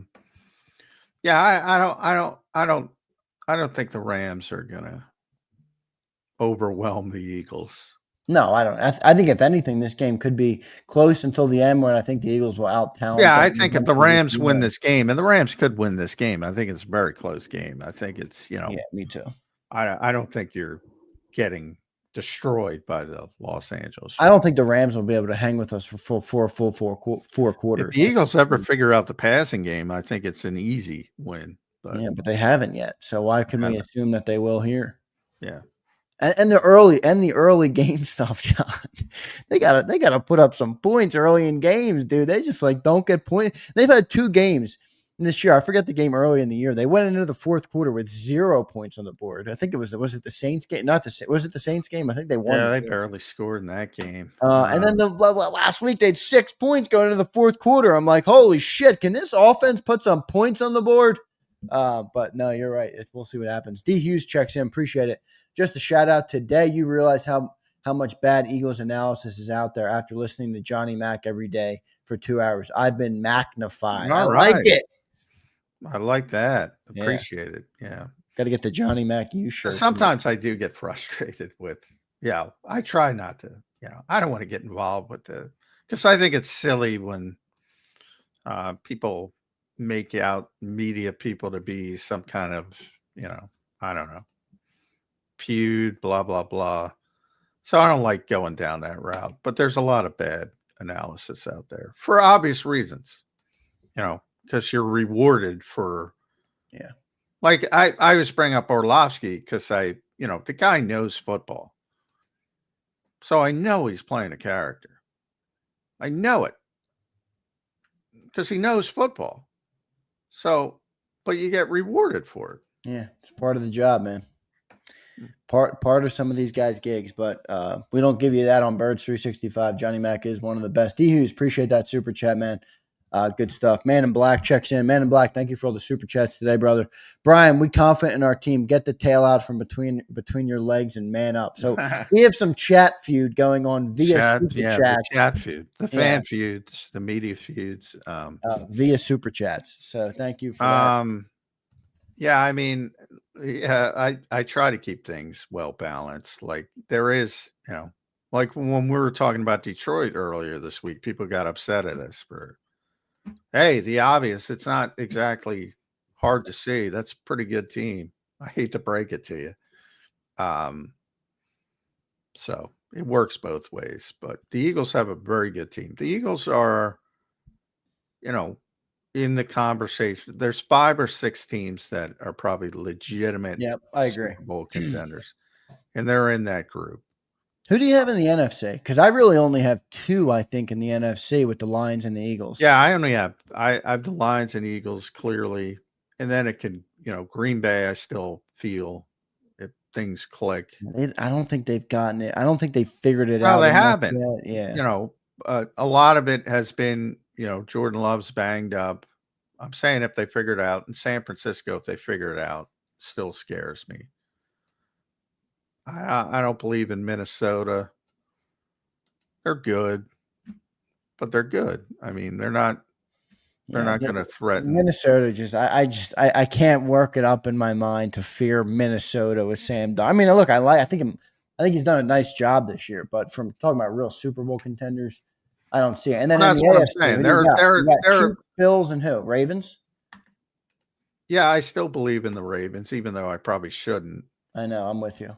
And I have one dark horse team. I think that's a Super Bowl contender that not enough people are talking about. You want to take a guess? Houston? No. There's a team that could be a dark horse. They could be. They could be. You're right. Out. My dark horse in the AFC is the Chargers. Yeah, they got. I'll tell you what. Wait, they got a good coach. They got a good quarterback. They got a good defense, and they got a good run game. Jim Harbaugh, man. Yep. He's got a short shelf life, but he knows how to run a program.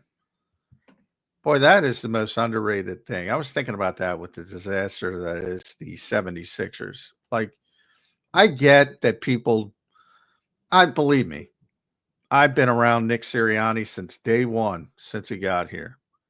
My eyes roll when he starts talking about connection and, all that kind of stuff. But, man, it's meaningful. And you can't build a winning culture by doing bullshit like the Sixers do. Like, you might have talented players, and you just can't go, all right, we'll wait for you. And, we'll wait. We'll sit this guy till it really matters. Like, yeah. Does it matter to play on a Wednesday in November in the NBA? Probably not. But if you don't, you're not going to be playing in June when you want to be playing. So get to that mentality wherever you want to get, however you want to get to that mentality. Consider it practice, glorified practice, whatever. But you're not going to build yourself into a championship team unless you act like a championship team. And that's why when Jim Harbaugh wins a lot of football games, no matter where he goes. That's not a coincidence. He builds it the right way. And that's an intangible thing. And because it's intangible, people don't pay enough attention to it. Because when you look at these organizations, the New York Jets being the latest, you can't win. I bought into the Jets hype. I'm raising my hand. I was a moron. Me too. Because I'm looking at their players. I'm looking at their defense. I'm saying, if Aaron Rodgers has got one more in him, if he's healthy, if this, if that. But I'm looking at the players and I'm saying, well, that's a pretty good roster. And they stink. And the players are still talented. They stink. Their culture is awful. Poor Jody Mack. He must. And it has been awful for years and years and years. So I'm not saying Chip Kelly, culture over scheme and all that. You still need talent. When he's getting rid of Deshaun Jackson, LaShawn McCoy, you still need talent, but you need both. Good stuff there. You're right about Nick Sirianni, though, and I will not respond to the Sixers stuff because I'm all tangented out for the day. I will not go down that tangent with the Sixers. Well, I'm just saying you can't build the championship. You're right. You're 100% right. The Sixers suck. I can't even watch them. Abe checks in. Hey, appreciate it. Could Joe Alt be offensive rookie of the year, or is it Jaden? Joe Alt's been great for the Joe Chargers. Alt's phenomenal, but Yeah. no, obviously no. Yeah. It's a stat-based award. It's basically the best quarterback award. It might Jaden might lose it to Bo Nix if he keeps winning. Yeah. No. Joe Alt, probably should be, but no, they're never giving it to an offensive lineman. Ever. Period. That's why I joked about a couple weeks ago. I was like, I want to vote. I'm lobbying Rob Motti to take all pro vote away from some of these I digress, but I want to vote Penei Sewell for MVP, just to give him a vote. Nobody's incredible. Nobody's going to vote for an offensive lineman. So no, the answer is no. But a great player. Great player. It was a good pick too. I mean, I don't know why more of these teams don't understand that you need great offensive linemen. Pick him up. Look at Penei Sewell, what he's done, as John mentions him. Joe Alt, obviously a big pickup now. Joe Herbert loves Joe Alt. I'm sure of that. Or Justin Herbert. Good stuff. John, speaking of the offense, Eagles offense this week, struggling in the passing game, great in the running game, going up against this Rams defense. BLG pointed that out yesterday. Maybe a good week to get that passing game going. How do you see it playing out this Sunday night? Yeah, I mean, should be a good week on paper. Again, but by the way, I was talking to Lane yesterday. Lane, I think people should check out. I wrote about it on SI. Lane was like, because remember, Lane was the guy who told was Landon Dickerson, Jordan Mailata, trying to lobby the Eagles to scale back at the bye to be a more run-centric team, which they had success with. And I think everybody's pretty excited about that because it's Philadelphia. And Lane was talking yesterday and basically said, I'm trying to get the exact quote. That's why I'm stumbling around. So he said, I just think, as we advance, people are going to try to stop the run. So we got to be able to adapt. Like he knows it's coming. And it already did come. So I asked him, I said, well, you guys have been successful. Why haven't they done it yet? And he said, they're trying. They're going to load the box. The Commanders did some 6-1 6-man fronts stuff last week, which they haven't shown. So I expect a lot of that. He expects that more teams to slant the front. Any type of zone schemes, you're going to try to get a guy free with slanting or powering misdirection. So that's what I expect. And last week, he kind of pointed out, like, Washington shut it down for 3 quarters. I think people forget. They damn right they did. And you brought up, and you were correct, Zander, like if Washington breaks through with one more drive, completely different game. You can't stay disciplined with the run game. And then they sort of broke through the dam, so to speak, in the fourth quarter, war on Washington. But you got to be in a position to do that. And it decreases what I always talk about, that margin of error. Lane is very in tune with that. And they got to fix the freaking passing game. And he knows it.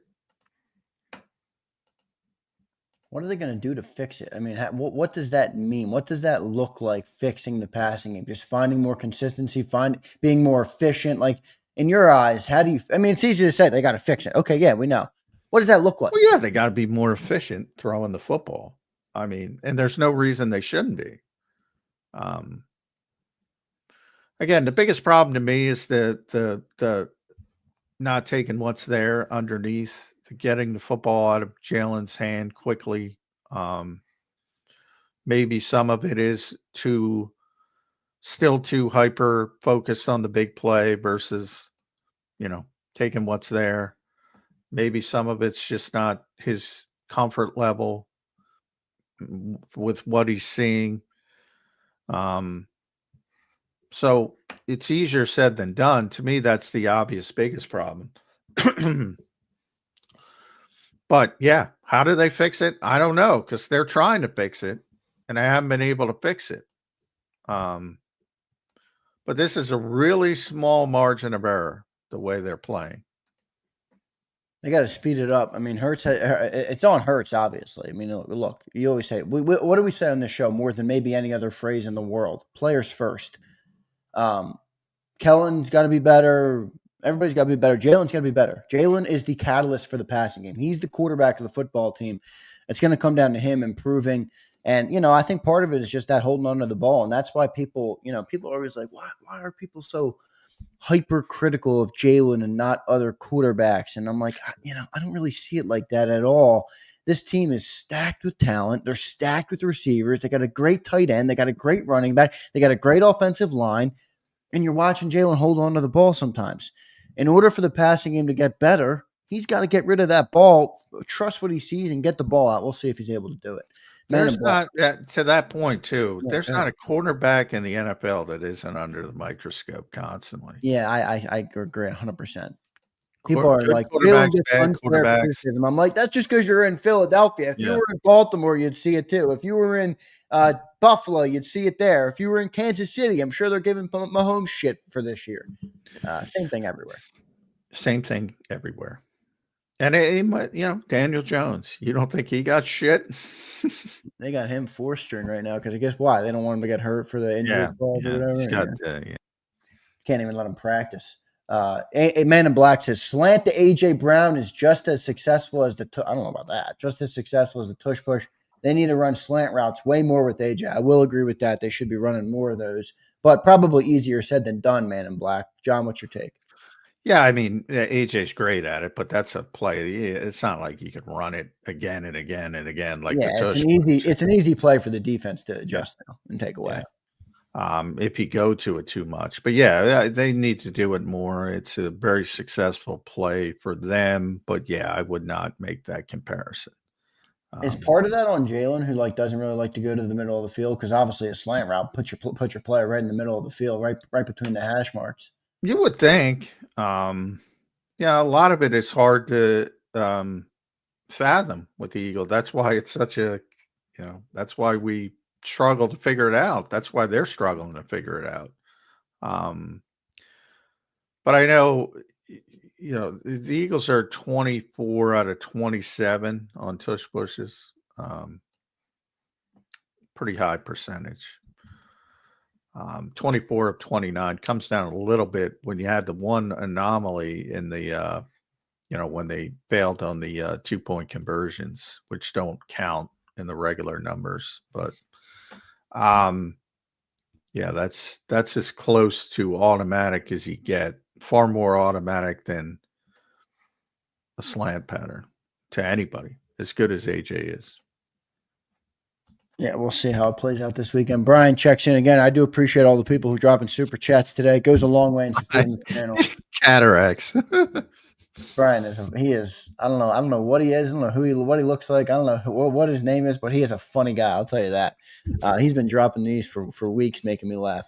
Jalen Hurts plays like he has cataracts. Why is his blinders in the center? Teams have to crowd the hashes and we cook. Does he need eye surgery? I don't know, man. You know what? Have you seen the new marketing strategy from LASIK? I have not. They scour Twitter, John, during NFL games, and they must search the word like refs or something. Yeah. And every person who tweets about the refs, they comment back, "We're offering free LASIK surgery to any NFL ref," and they do it all. They get hundreds of thousands of views. I'm like, it's a great marketing. I like it. That's a good. Yeah. They don't have to work hard either, because that's all anybody does on social media. I know they don't have to work hard at all. Type in refs, and you got 650 posts a minute per game. Yeah. Now, I mean, and I know Brian's doing a shtick, and he does have some good quips, but Jalen's a very good quarterback. So, one of the things that it's okay to say he's got to be better though, John. Yeah. Oh, there's nothing wrong with constructive criticism. And by the way, Jalen would be the first to say that. So, Yeah, he's not a delicate flower. He can handle it, and he knows he's got to get better. And the Eagles know their passing game. As Lane just said, they know they have to get better. And they should be better with the talent they have. Yeah, good stuff. Man in Black says, can they please take out the dots and wheel motions? I think they should get dots and Whoa, we're taking out the motions? I thought the motions were the key to it all. Going up against the Motion King this week. Yeah, John, we're going against the Motion King. I want to put up this on the screen here. I want to take a look at this real quick on Birds 365. We've got about 8 minutes left to go on the show today. John, what's your agenda, by the way? You going down to NovaCare right after the show? Yeah. Practice, locker room.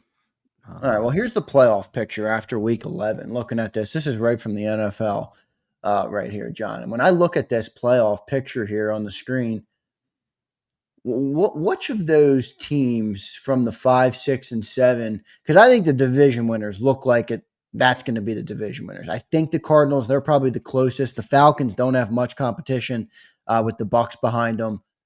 Probably I like those matchups, by the way. It's not going to stay this way, but no, I don't. But I'm asking that, those are the 3 teams, presumably, in my opinion, that would make it in the NFC. The Vikings, the Packers. Vikings against Kirk Cousins. You got the Packers against JG, the Eagles. Yeah, I like those matchups. It's not going to stay. Which of those 3 teams would you rather play? Because the Commanders would be my most. I would rather play the Commanders over anybody else as the 2 seed. Yeah, I wouldn't worry about any of them, but if I were, I don't want to say the Packers. I don't want to see them. No, I would definitely say, yeah, I would rather play the Commanders more than the Packers or the Vikings.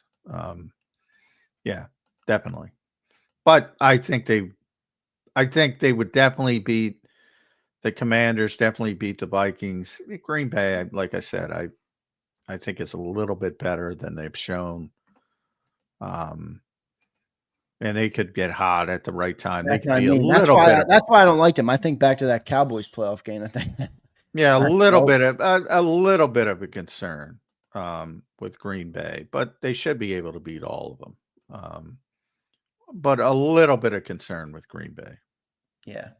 I agree with that. I like where we're at right now and you can see the teams in the hunt. This is why it's a big game this weekend. Rams are right there in the hunt at the 8 seed. They're looking. I mean, if they win this week, they're going to potentially bump up into the wild card. We'll see because I know there's the Commanders. Yeah, big game for the Rams. Big game for them. It's a must win for them, basically, if they want a chance in the playoffs. So they're coming in with their. And then you look over at the AFC side real quick, John. I mean, I think that's what it's going to be. The Colts are at the 8 seed. We'll see what they can do. But I think that's going to be your playoff picture, or at least a pretty good outline. Yeah, I'm disappointed in the AFC. I like your Chargers pick. Yeah, I don't like the AFC. That's why I said the Chargers are a sleeper for me. I think they could potentially get there. I don't want to see Kansas City. And I recognize Patrick Mahomes' greatness. I'm sick of Kansas City, so that's part of it. But I just don't see it from them this year. Last undefeated team. But man, they were getting lucky each and every week. They're just not playing well. Yeah. So we go through that with the Eagles. That's entitled, talk about winning games, and they're not getting style points, but it's what I feel. They just don't seem the same. I don't think Buffalo's great compared to what they have been in the past. I think they've taken a step back. The Ravens should be the best team, but they're not.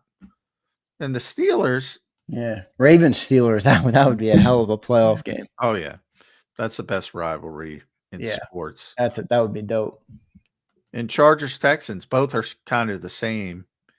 The Texans, with C.J. Stroud going to start, playing more consistently. Justin Herbert's probably, boy, what a you talk about a polarizing. You talk about other quarterbacks. He's polarizing because everybody thinks he's great. Everybody in the industry thinks he's great. But he hasn't produced, and you got the other people. He hasn't won. You got those people.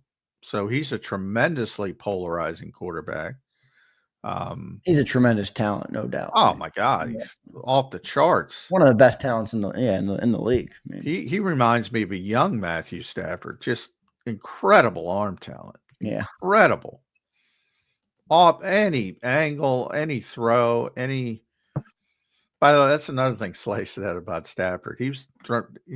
Everybody talks about Patrick Mahomes and the no-look passes. Stafford was doing that 17 years ago. He's been doing that for a long time. Yeah, he's kind of the new Matthew Stafford, Justin Herbert. I like that comp. Good stuff. There's the playoff picture. That's what it looks like right now, everybody. It's going to be interesting to see how it plays out. I do think the Cardinals are a team to watch. That NFC West, it's going to be interesting to see how that plays out. It's like the mid-off right now over there. The three teams at 5. Yeah, and 5. anybody could win that thing, and Yeah, they're probably. I'll root for JG, but I don't know if I believe in the Cardinals. I do believe in Kyler Murray. Kyler Murray's a pain in the ass to deal with. Why don't you believe in JJ? No, I do believe. I don't believe in the Cardinals. I don't know if they have enough. I'm rooting for JG. I said, yeah, because I like him personally, but and I do like Kyler Murray a lot, but I don't think they have enough horses. This is the best Kyler Murray's looked. Well, no, I think people forget how good he was before he got hurt. That's true. He's having a good year, though. I mean, he's having a very good year. Yeah, he's playing really good. And he's almost back to where he was before. But the one year that when Cliff Kingsbury was there, they were the last undefeated team and kind of fell apart down the stretch, which Cliff got a lot of crap for. But that year, which was 2021, I think, he was unbelievable, Kyler Murray. And then he got hurt, and now he just seems to be getting back, but he's really difficult to deal with. Yeah, he's tough, no doubt about it. One more super chat here, and we'll get out of here. Final thoughts on the day. Man in Black, Akon is giving Guantanamo Bay the rights to his song "Locked Up." It's a good song. Per Man in Black sources, love you, Johnny Mac. Man in Black, you are back and forth, my friend. He gives us a lot of shit in the chat, but then he says he loves us. Man in Black, I love it because you show up every day, brother. I appreciate it. Like I said, I hope people heard me say Quinyon should be Defensive Rookie of the Year in my mind. Will not be, unless he gets a couple of interceptions, but he's been the most consistent rookie. But stop with the lockdown stuff. You can't be a lockdown corner if you're playing 95% zone. You're not locking down people. Lockdown corner means you're playing press coverage like Slay used to do in Detroit. That's a lockdown corner. I don't know if people know that, understand that. It's not Quinyon's fault. He's not given the opportunities in press coverage, nor should you want him to be given the opportunities in press coverage for this reason. The Eagles have the number one defense in the NFL. What Vic is doing is working. Leave the man alone. They're a zone team. They are a zone team. There's nothing wrong with it. Yeah, I don't have a problem with them being a zone team when it works. I do have concerns when you play quarterback like this. That's why it's going to be interesting to see what Vic does this week. All right, John, final couple minutes of the show. Final thoughts on the day. We'll have a big football Friday tomorrow, maybe a little fuck it Friday too. We've been kind of quiet on the F-bombs recently. I'm surprised that you didn't get an F-bomb about Eli out of me. I think did we get one? Did we get one F-bomb? I don't know if we did. One? Yeah, I'm surprised. Yeah, because that is a fucking brutal argument that guy should be. There it is, Johnny Mac. What's the final thoughts on today's show, brother, as we prepare to close out this week? Sorry about the tangents, everybody. I know it's not Eli 365. We'll put that to bed, hopefully. Yeah, but we got plenty of time to talk about the Eagles. We still got plenty of Eagles in there. Don't worry about it. Yeah. Don't worry about it. And this is a test for them. Doesn't mean they can't pass the test. But this is a difficult quarterback. And look, Cooper Kupp and Puka Nacua. I hope the Rams run that play where they put Puka Nacua through the B gap, because I want to see how the Eagles handle it. I got a feeling he's going to get put on his ass if they Don't do that. I don't like that idea. Why would you put? I don't know. Put a receiver through the B gap. Yeah, they do it. They do it. It's awesome. I hope Jalen Carter's watching that tape and he just cleans his clock. I clicked it. I forget who put it up. Did you retweet it or something? Yeah, I retweeted it. Yeah. Was it Honest NFL? It was Honest NFL. Yeah. Yeah, it's up there. I'll retweet it again. I think I see it. Is it the way the one that says the way Sean McMahon? Yes. Watch that play. Yeah, watch it. Watch it right now. Watch it right now. It is freaking beautiful. I'm watching it as we speak. He's going in motion right out the B gap. Oh my gosh, I see that. Boy, Jalen Carter better. And then he gets a big 30-yard gain on that play. Yeah, it's beautiful. Yeah, he's a tough receiver, John. He's very good. I think people don't realize he is a big guy and he is physical. Yep. 5th rounder, dude. Their drafting over there in LA has been tremendous. Yeah. And the linebacker had him and just kicked him out. He should have lit him up. I know. Yeah. He escaped, man. Boy, that is an interesting play design there, though. Yep. Everybody should go check out John McMullen's Twitter to check that out from the Honest NFL. It's a really good play. At JF McMullen. He also has great Twitter to follow when he goes down to the stadium and stuff, or the NovaCare. So you can see all of that. Make sure you follow John and give me a follow at Real Zander. Thanks, everybody, for the great show today, the great commentary, the debates on Eli Manning as a Hall of Famer, and breaking down this Eagles-Rams game. Had a lot of fun doing it with you. Johnny Mac, good stuff, man. We will talk to you tomorrow on a football fuck it Friday on Birds 365. All right. Thanks, guys. All right. Thanks, everybody. See you tomorrow.